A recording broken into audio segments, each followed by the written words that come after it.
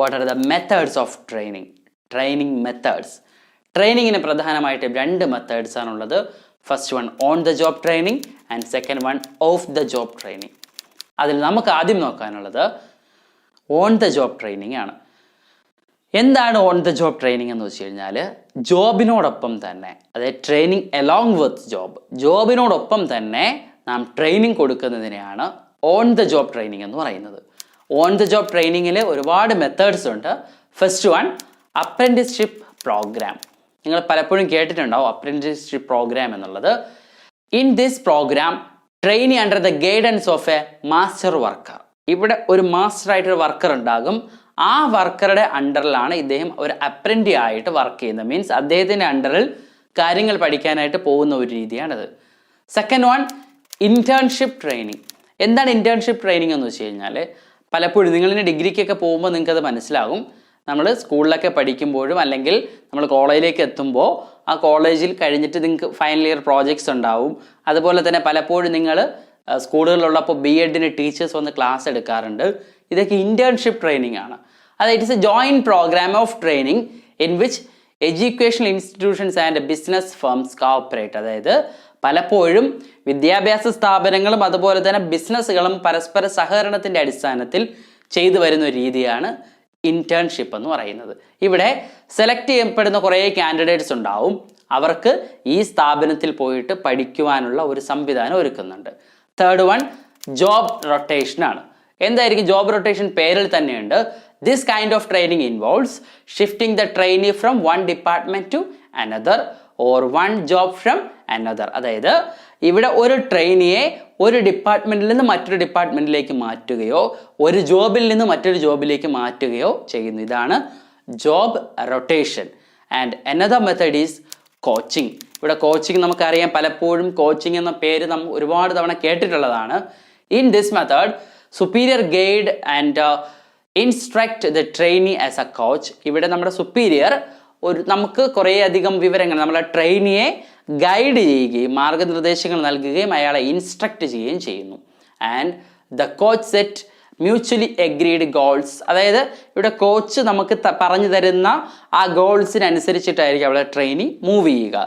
ഇത്രയുമാണ് on the job ട്രെയിനിങ്ങിനകത്ത് വരുന്ന methods. ഇനി അടുത്ത് വരുന്നത് ഓഫ് ദ ജോബ് ട്രെയിനിങ് ആണ്, അല്ലെ ഓഫ് ദ ജോബ് മെത്തേഡാണ്. ഓഫ് ദ ജോബ് എന്ന് വെച്ച് കഴിഞ്ഞാൽ ഇവിടെ ജോബിനൊപ്പമല്ല ട്രെയിനിങ് നടക്കുക, ട്രെയിനിങ് സെപ്പറേറ്റ് ആയിട്ട് തന്നെ നടക്കുന്നു. നോക്കാം. അതിൽ first one class room lectures ആണ്. നമുക്കറിയാം, നമ്മളൊക്കെ ക്ലാസ്സിലിരുന്ന് കേൾക്കുന്ന ടീച്ചേഴ്സിൻ്റെ ക്ലാസ് എന്ന് പറയുന്നത് ക്ലാസ് റൂം ലെക്ചേഴ്സ് ആണ്. ഇത് നമുക്കൊരു ട്രെയിനിങ് ആണ്. സെക്കൻഡ് വൺ ഫിലിംസ് ആണ്. ഫിലിംസ് പലപ്പോഴും നമുക്ക് പല കാര്യങ്ങൾക്കും ഒരു ട്രെയിൻഡ് ഫാക്ടറായി മാറാറുണ്ട്. തേർഡ് വൺ കേസ് സ്റ്റഡി ആണ്. Taken off from actual experience of organisation. ഇത് ഇവിടെ ചെയ്ത് ഇത്രയേ ഉള്ളൂ. നമുക്ക് കുറേ ഓർഗനൈസേഷൻസ് പലപ്പോഴും അവരുടെ എക്സ്പീരിയൻസുകൾ ഒരു കേസ് സ്റ്റഡിയായി പഠിക്കാറുണ്ട്. ചിലപ്പോൾ ഒന്നുകിൽ ഒരു വ്യക്തിയെക്കുറിച്ചുള്ള പഠനമാവാം, ഇല്ലെങ്കിൽ ഒരു സ്ഥാപനത്തെക്കുറിച്ചുള്ള പഠനമാകാം.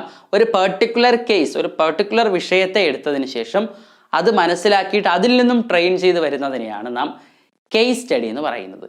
അടുത്തൊരു മെത്തേഡാണ് കമ്പ്യൂട്ടർ മോഡലിംഗ്. ഇവിടെ കമ്പ്യൂട്ടർ മോഡലിംഗ് എന്ന് വെച്ച് കഴിഞ്ഞാൽ നമ്മുടെ വർക്ക് എൻവയോൺമെൻറ്റിനെ കമ്പ്യൂട്ടറിൻ്റെ സഹായത്തോടു കൂടി റിയൽ ആയിട്ട് നാം കൺവേർട്ട് ചെയ്യുന്നു. അതായത് പലപ്പോഴും നമ്മൾ ഇന്ന് സോഫ്റ്റ്വെയർസും മറ്റും ഒക്കെ ചെയ്യുന്നത് ഈ കമ്പ്യൂട്ടർ മോഡലിംഗ് ഒരു പ്രധാനപ്പെട്ട ഘടകമാണ്. അതായത് ഇവിടെ ഒരു റിയൽ വർക്ക് എൻവയോൺമെൻറ്റിനെ നമ്മൾ പ്രോഗ്രാമിംഗ് കമ്പ്യൂട്ടർ യൂസ് ചെയ്തിട്ട് ചെയ്യും. And another method is vestibule training. Vestibule training എന്ന് വെച്ച് കഴിഞ്ഞാൽ ഒരു ആക്ച്വൽ വർക്ക് എൻവയോൺമെൻറ്റ്, ആ ആക്ച്വൽ വർക്ക് എൻവയോൺമെൻറ്റിനെ നമ്മൾ തന്നെ സ്വയം ക്രിയേറ്റ് ചെയ്യുന്നു.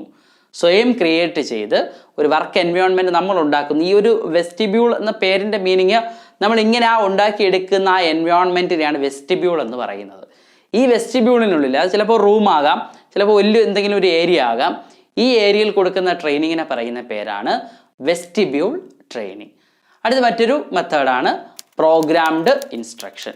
This method incorporated a pre arranged and proposed acquisition of some specific skills or general knowledge.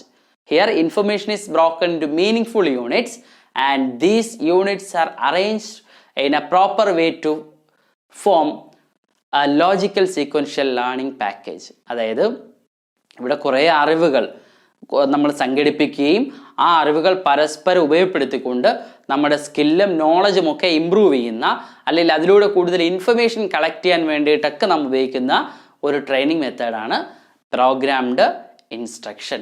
ഇത്രയുമാണ് ഓഫ് ദ ജോബ് ട്രെയിനിങ്ങിൻ്റെ മെത്തേഡ്സ്.